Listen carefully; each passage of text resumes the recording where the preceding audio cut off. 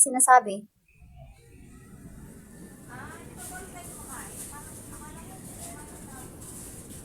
Lah, tinapay yung pati pansit, pang almusal pala yung kanina, alas 9.